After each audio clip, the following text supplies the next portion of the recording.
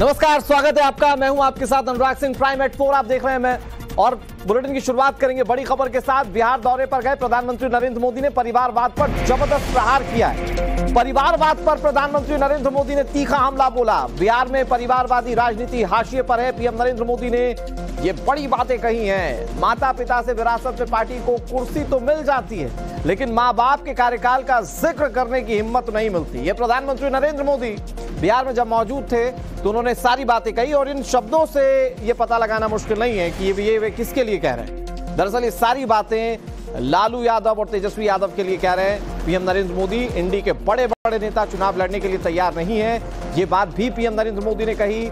लोकसभा नहीं, राज्यसभा की सीट खोज रहे हैं लोग। ये तमाम बड़ी बातें प्रधानमंत्री नरेंद्र मोदी की ओर से इस सभा के दौरान कही गई।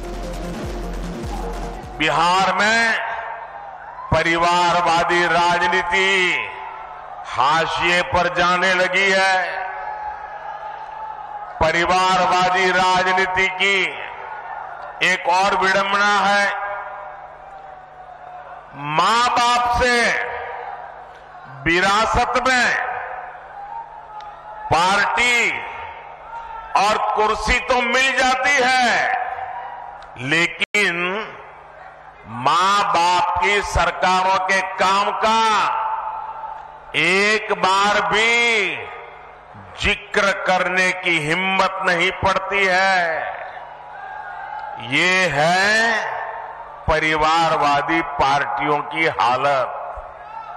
मैंने तो सुना है कि इनकी पार्टी के बड़े बड़े नेता भी इस बार बिहार में लोकसभा का चुनाव लड़ने के लिए तैयारी नहीं हो रहे हैं। और मैंने तो पार्लियामेंट में कहा था कि सब भाग रहे हैं। आपने देखा होगा, अब लोकसभा का चुनाव लड़ना नहीं चाहते, राज्यसभा की सीटें खोज रहे हैं लोग। जनता साथ देने को तैयार नहीं है। तो औरंगाबाद के दौरे के दौरान पीएम नरेंद्र मोदी ने जबरदस्त हुंकार भरी। तीसरे टर्म में बिहार के विकास की गारंटी भी प्रधानमंत्री नरेंद्र मोदी ने दी। उन्होंने कहा कि बिहार का विकास मोदी की गारंटी है। बिहार में शांति, कानून व्यवस्था मोदी की गारंटी है। प्रधानमंत्री नरेंद्र मोदी इस सभा के दौरान एक बार फिर से गारंटी दोहराते हुए दिखाई दी। उन्होंने कहा कि बिहार को विकसित बनाना मेरा संकल्प है। औरंगाबाद में पीएम नरेंद्र मोदी की रैली में लोगों की भारी भीड़ दिखाई दी, तो पीएम नरेंद्र मोदी ने एक बार फिर से लोगों को गारंटी दी है, और गारंटी है विकास की। उन्होंने कहा कि जंगल राज से मुक्ति दिलाकर बिहार को विकास की राह पर ले जाना, ये मेरी गारंटी है। सुनिए क्या कह रहे हैं पीएम नरेंद्र। ये पानी मिलने लगेगा। साथियों, बिहार का विकास ये मोदी की गारंटी है। बिहार में शांति और कानून व्यवस्था का राज ये मोदी की गारंटी है। बिहार में बहन बेटियों को अधिकार ये मोदी की गारंटी है। तीसरे टर्म में हमारी सरकार इन्हीं गारंटियों को पूरा करने और विकसित बिहार बनाने के लिए काम करने के लिए संकल्पबद्ध।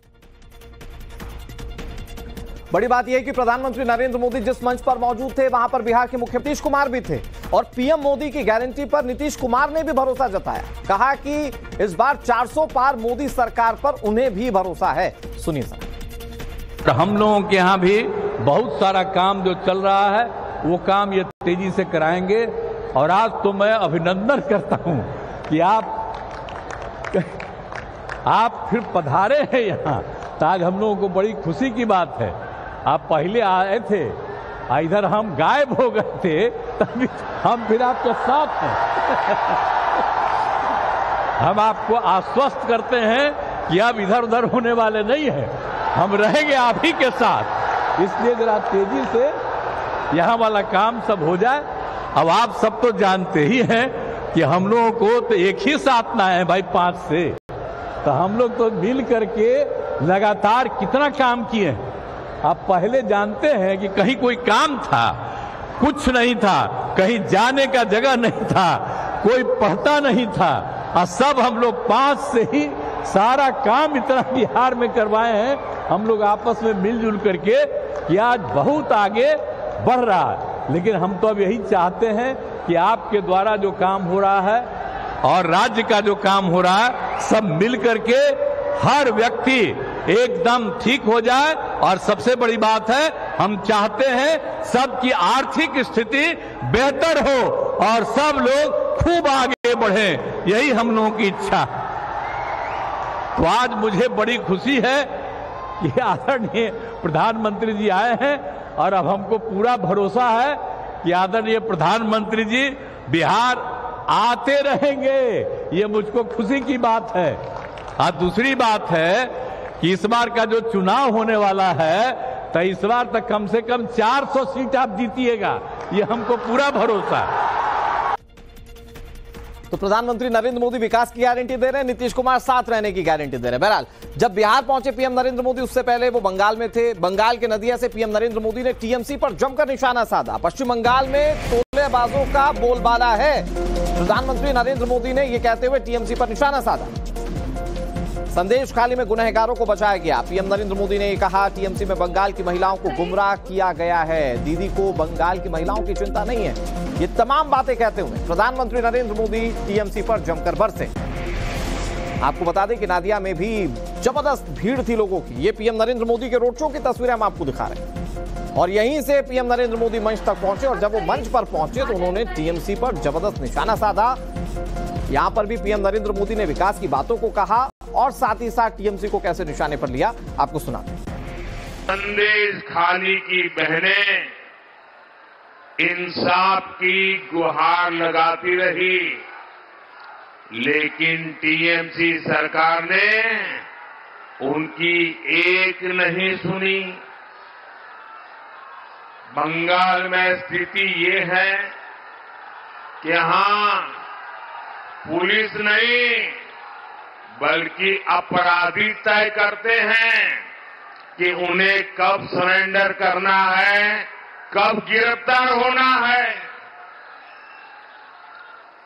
राज्य सरकार तो चाहती नहीं थी कि संदेश खाली का गुनहगार कभी गिरफ्तार हो, लेकिन ये तो बंगाल की नारी शक्ति दुर्गा बनकर खड़ी हो गई।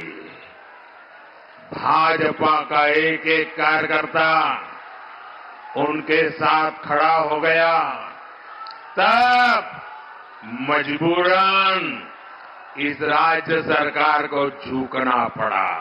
मां, माटी और मानुष का नारा लगाकर यहां की माताओं बहनों का वोट लिया, उनको गुमराह किया।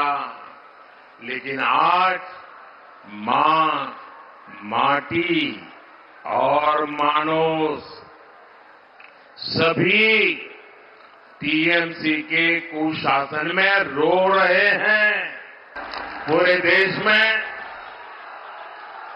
बेटी बचाओ, बेटी पढ़ाओ अभियान चला, लेकिन पश्चिम बंगाल की सरकार ने यहां लागू नहीं होने दिया। महिला सुरक्षा को सशक्त करने के लिए पूरे देश में महिला हेल्पलाइन स्थापित की गई है, लेकिन टीएमसी सरकार इसे लेकर भी गंभीर नहीं है। ये चाहते हैं कि केंद्र की योजनाओं का लाभ किसे मिले, ये भी टीएमसी के तोलाबाज ही तय करेंगे। गरीब के घर की योजना को भी ये लोग तोलाबाजों के अधीन देना चाहते हैं। हर घर नल योजना में भी ये लोग तोलाबाजों का दखल चाहते हैं।